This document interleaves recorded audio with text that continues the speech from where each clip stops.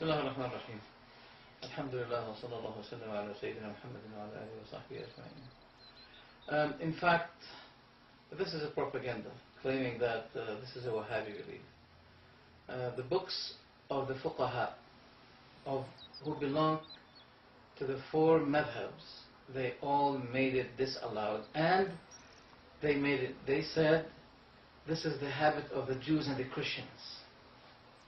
We will start with Imam al-Dhahabi, Imam Ghazali, who said he should neither touch the grave nor the stone, because this is the habit and the attitude of the Jews and the Christians.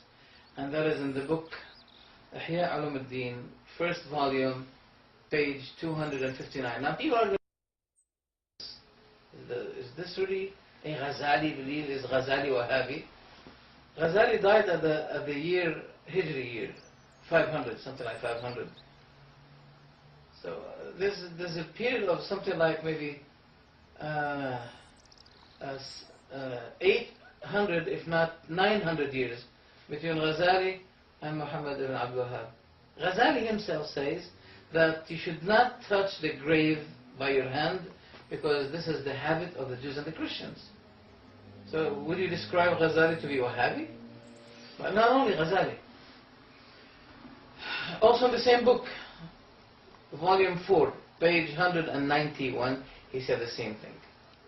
Hafid Murtada al-Zabidi, the explainer of the book Ihya Ulumuddin, in his book called Ithaf al-Sada al-Muttaqeen, Sharh Ihya Ulumuddin, he made the same thing, and he explained it, and he said, yes, it is true that this is the heritage of the Jews and the Christians, and the Muslims should not be doing this. So it's not Muhammad ibn Abdul Wahhab who said, oh, the Wahhabis. This is a propaganda. It is a propaganda.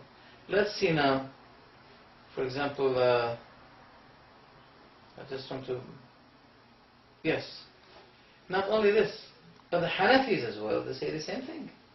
Let's see, for example, in the book Bada'i al-Sana'i for Imam Kasani, volume 1, page 320, he says, Abu Hanifa hated building on the grave. And if the term kariha, I think is hated, is used in the Hanafi understanding or methodology, it means it is prohibited. They use the word kariha on what is prohibited. So what we see today, that mosques are built on the graves, and people have graves inside the mosques, and it's not allowed. And Imam Kasani, a very significant Hanafi scholar, he said Abu Hanifa hated it, to build on the grave,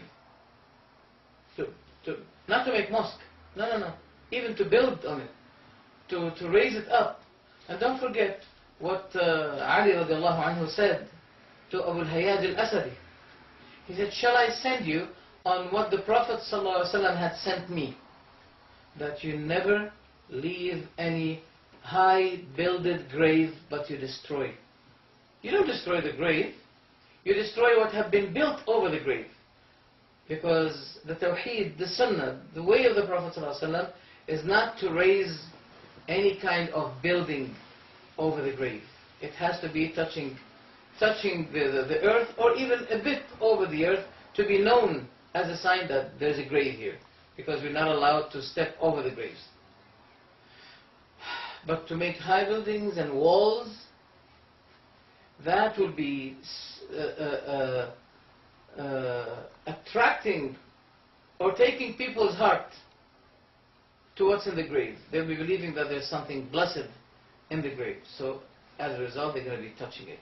And this is the habit of the Jews and the Christians. And many people, they think that this is the Wahhabi belief. They don't know what the books of fiqh contain. I'm going to show you some of it. I mentioned to you, for example, Ghazali. I mentioned to you Imam Kasani and Imam Tahawi, the Hanafi, in in his footnote book over the book Maraqi al-Falah, it's well-known Hanafi book, he said, he should not touch the grave. He should not kiss it, because this is the habit of the people of the book. And it had never been narrated. There is no legalized or allowed or permissible kind of touching except for two. The Yamani corner on Kaaba, Yamani corner, you can touch it. You know, there's Hajar al-Aswad and there's the Yamani corner. He said there is no, the Sharia of Allah subhanahu wa ta'ala did not allow any kind of touching except touching the Yamani corner and the black stone. That's all. And also the famous commentator of the book Ihya Ulumuddin, Imam Murtada Zabidi, he said in his book Ithaf al-Sada al-Muttaqeen, Sharh Ihya Ulumuddin, in the volume 4, page 417, he says, the reason the Prophet said, don't make my grave as Eid. Eid means a place that you repeatedly visit. This is the meaning of Eid. He said, the reason why the Prophet said, alayhi salatu wasalam, do not make my grave as a place of visit, Eid. He said, because of what the Prophet said, alayhi salatu wasalam, oh Allah, don't let my grave be as a wathan. Wathan is a pagan place that people take and worship apart from Allah subhanahu wa ta'ala. When the Prophet said, Allah's anger has exceeded over people had taken their graves, the graves of their prophets, as a place of worship. And the Prophet, before his death, it was mentioned to him, the churches and the statues and the graves contained in it. The Prophet ﷺ said, may Allah's curse be upon the Jews and the Christians, because they took the graves of their prophets and pious people as places of worship. So the grave remains as a grave. And you should not be building over it. You should not make a qubba. You know the meaning of the word qubba. This mausoleum. Sorry? Mausoleum. Yeah, mausoleum. You should not be taking it, building over it, anything. Imam Malik, according to what Qadi Iyad mentioned in his book Sharh al-Shifa, volume 2, page 152, he reported Malik saying, وَلَا أَرَى أَنْ يَقِفَ عِنْدَ قَبْرِ النَّبِيِّ صلى الله عليه وسلم.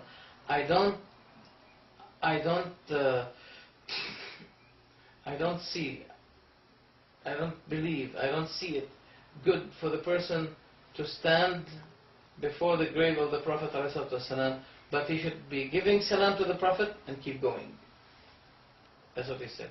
What we see today, when people pray, they don't cry. But when they stand before the grave of the Prophet ﷺ, they start to cry.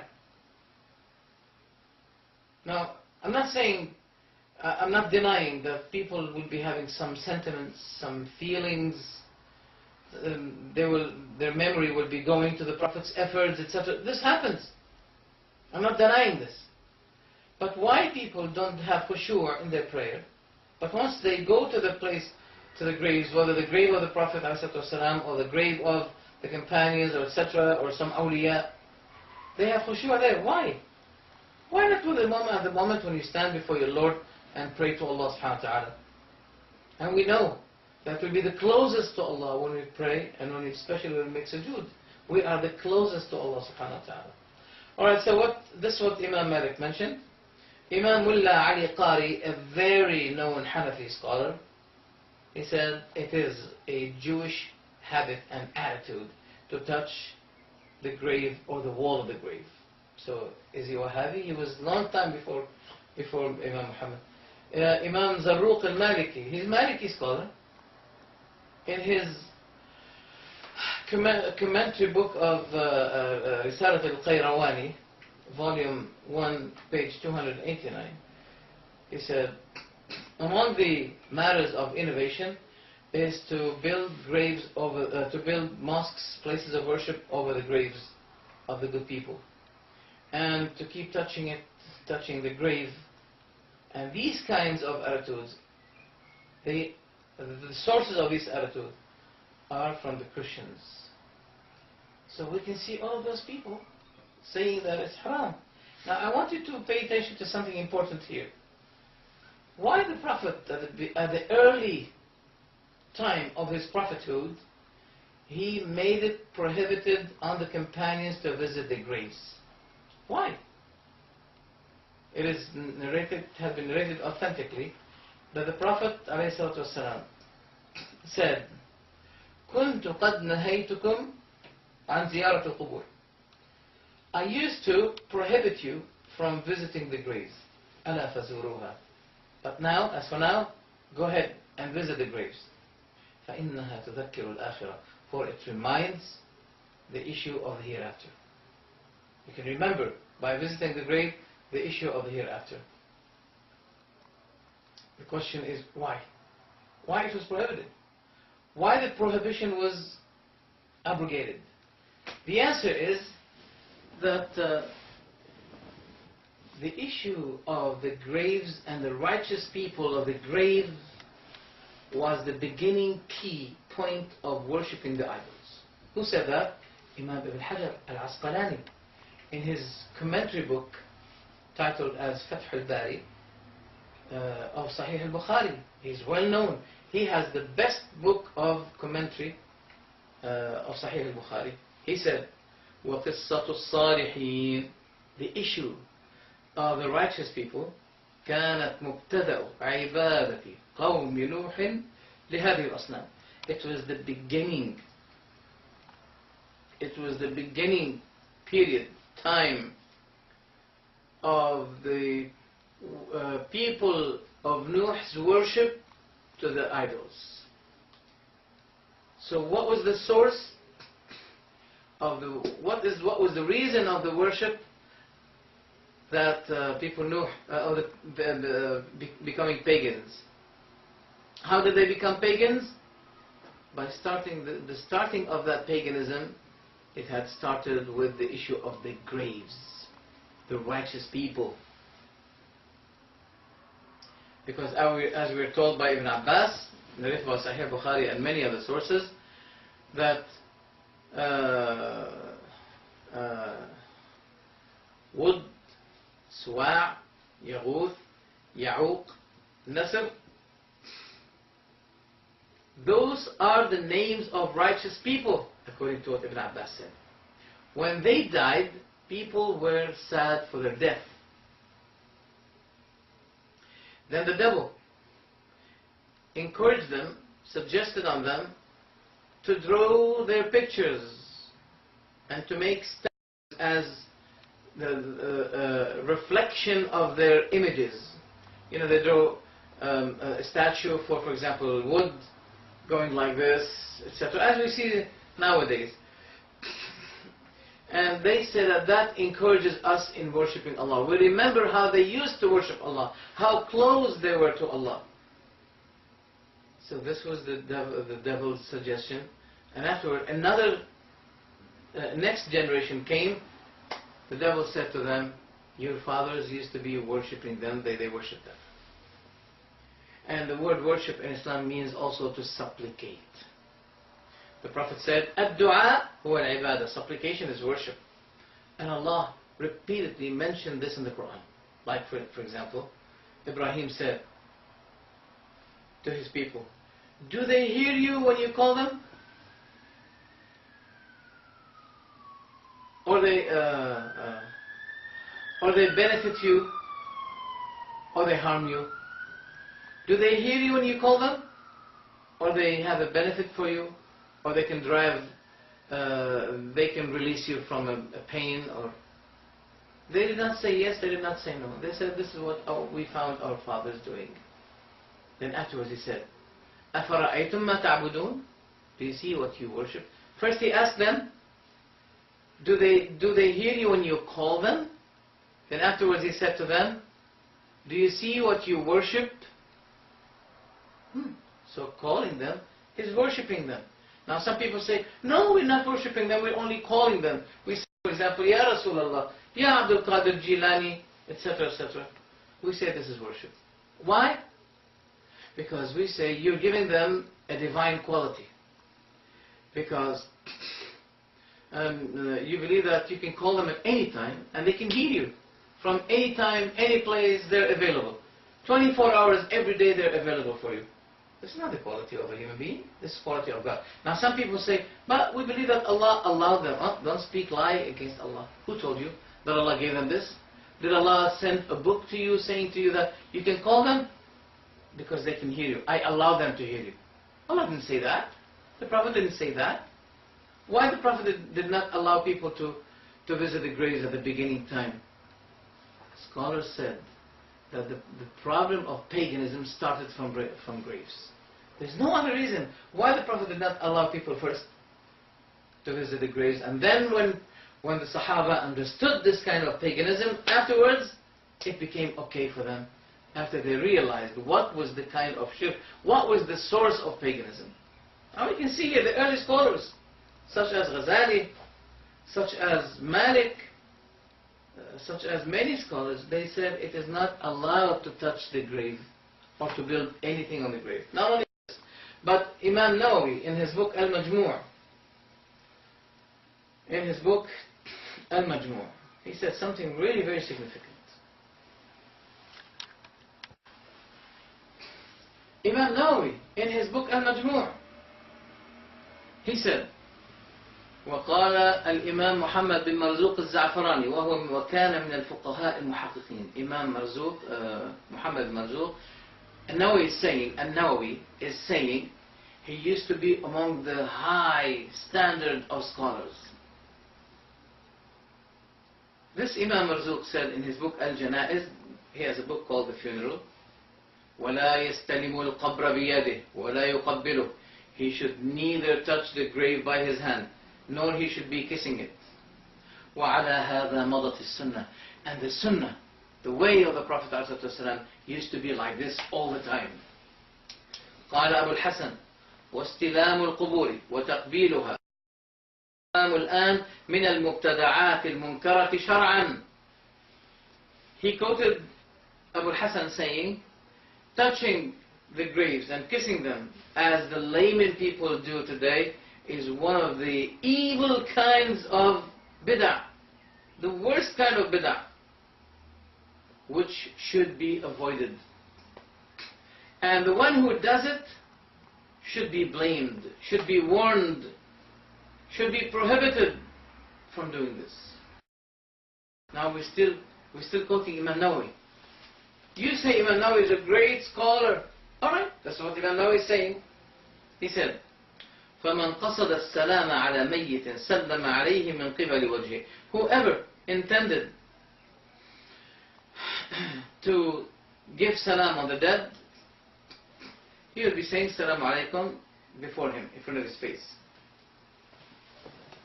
And if he wanted to make a supplication, he should be turning away from the grave and making istiqbal, taking the direction of Qibla, not the grave. As Zabidi, the commentator of Ghazali, he said, وَيَسْتَدْبِرُ الْقَبْرَ الشَّرِيفِ. He said, if he wants to make dua, then he put the grave of the Prophet behind him. And he's the commentator of the book Ihya Ulum al-Din. Look what people do today. When they make dua, they stand before the Prophet's grave, ﷺ, and they start to make dua like this. While they should be taking the direction of Qibla. The Prophet, whenever he makes dua to Allah subhanahu wa ta'ala, he used to be taking the direction of Qibla, not the grave. Now, and Nawawi still, now I mentioned Az-Zabidi, let's get out of it now, continue what An-Nawawi said. He said, it was reported by Abu Musa al-Asfahani in his book Adab al-Ziyara.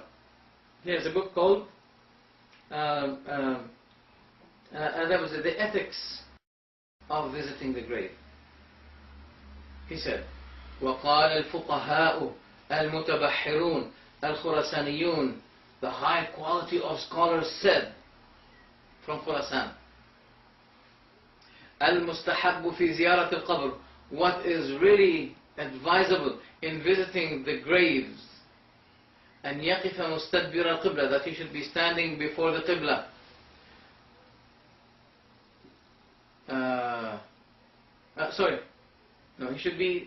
He should be facing the grave,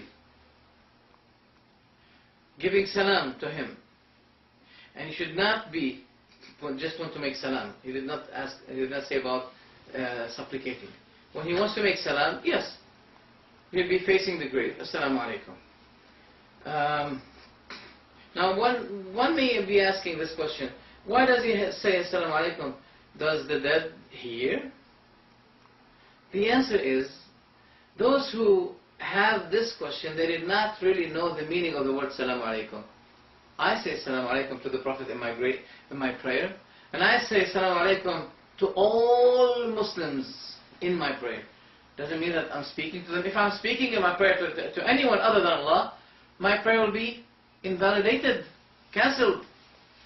So what I'm doing in my prayer, why do I say Assalamu alayka ayyuhan Nabi wa rahmatullahi wa barakatuh, or Assalamu ala Nabi wa rahmatullahi wa barakatuh, Assalamu alayna wa ala ibadillah salihin.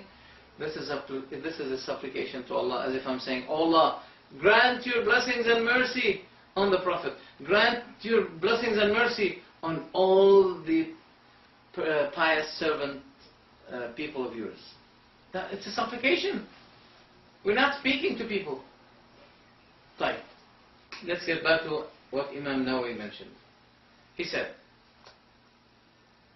so he takes the direction of the grave and he gives the salam on the dead person, and he should not touch the grave, he should not kiss it, he should not rub it, because this is the attitude of the Christians. And Nawawi is quoting this and he approved it. He didn't say, no, that's exaggeration, no, it is allowed, no. And Nawawi is quoting what this scholar reported from all the high quality standard of scholars. That means ijma'. But there's a great deal of ignorance nowadays. People don't know that. I'm going to give you the quotation, the citation. Alright, he said this is the attitude of the Christians. Then Imam Nawawi said, وَمَا ذَكَرُوهُ صَحِيحٌ. What the scholars have mentioned is correct. That's not allowed. It's correct that this is not allowed, that this is the attitude of the Christians. لأنه قد صح النهي عن تعظيم القبور, because it had been reported not to glorify the graves. ولأنه إذا لم يستحب استلام الركنين الشاميين من أركان الكعبة, and because if it was reported that the two other corners of Kaaba is not permissible to be touched, because we have four corners. We have a Rukn al-Yamani and the black stone. The Yamani corner and the black stone, it's allowed.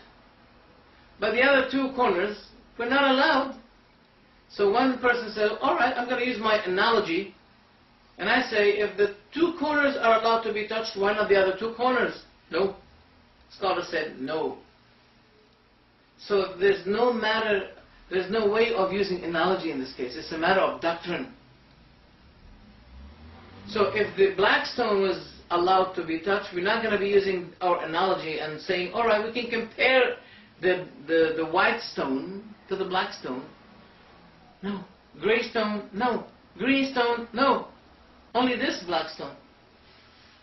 And Umar said,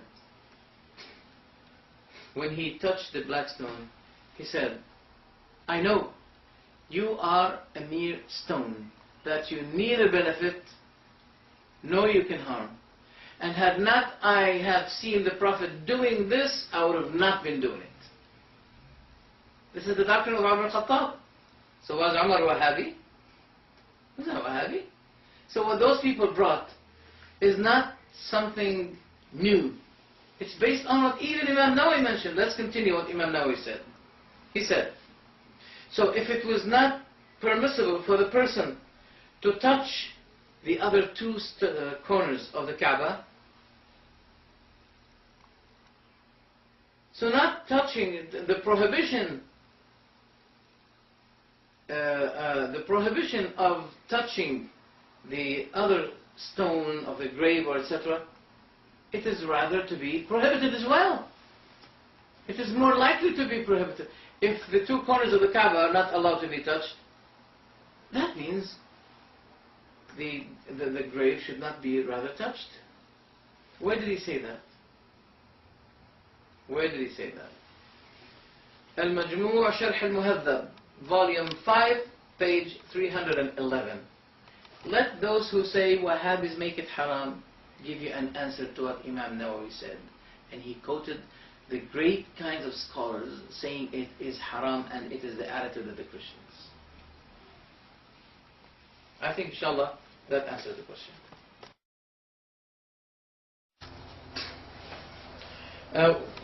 One thing more is what I have also read from the same book of Al-Majmu' for Al-Dhahabi, 5th volume, page 298.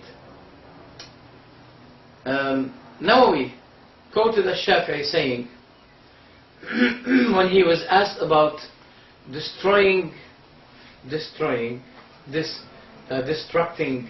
what have been built over the graves, he said, I have seen the rulers, the leaders of the Ummah,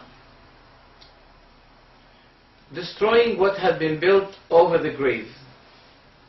And I did not see the fuqaha, the learned scholars, the jurists, criticize them or objecting against what they do. Where did he say that? Al-Majmu' Sharh Nawawi. One more point I forgot to add, directed by Sahih Muslim, that Imam Ali radiallahu anhu said to Abu al-Hayyaj al-Asadi, shall I send you in a mission that the Prophet used to send me, that you never leave something built on the grave but you destroy it, and you don't see a picture but you deform it. So this was the mission that the Prophet sent Ali radiallahu anhu with, is to destroy what was been built over the graves. And that is narrated in Sahih Muslim. I'll see if I can get the reference. Yes, I found it. Yes, in Muslim, hadith number 969. Tirmidhi, hadith number 1049. Abu Dawood, hadith number 3218. Imam Nasa'i, 4th volume, page 88. So in all of those sources of hadith, especially Muslim, he quoted Ali radiallahu anhu describing the mission that the Prophet used to be sending him with is to destroy what had been built over the graves. So I hope that gives the answer. Yeah, we go furthermore with the Hanafi books regarding the prohibition of touching the grave. We find in the Fatawa al-Hindiyah, it's very important Hanafi source book of fiqh. First volume, page 265, it says, one should not put his hand at the wall of the grave or the turba. That means when you visit the grave of the Prophet ﷺ. And he reported the Imam Ala ad-Din al-Haskafi, the Hanafi, a great Hanafi scholar, very famous. He said what the learned, what the illiterate people, the layman people are doing, giving, for example, vows at the graves of the awliya, is batil, is false. وَحَرَامٌ بِالْإِجْمَاعِ, and haram, it's not allowed by unanimous. Where's that? In the book Ad-Durr al-Mukhtar Ma'rad al-Muhtar. It's a very, very famous book. It is the most important book. The Ad-Durr al-Mukhtar is a very famous Hanafi book. 2nd volume, page 439.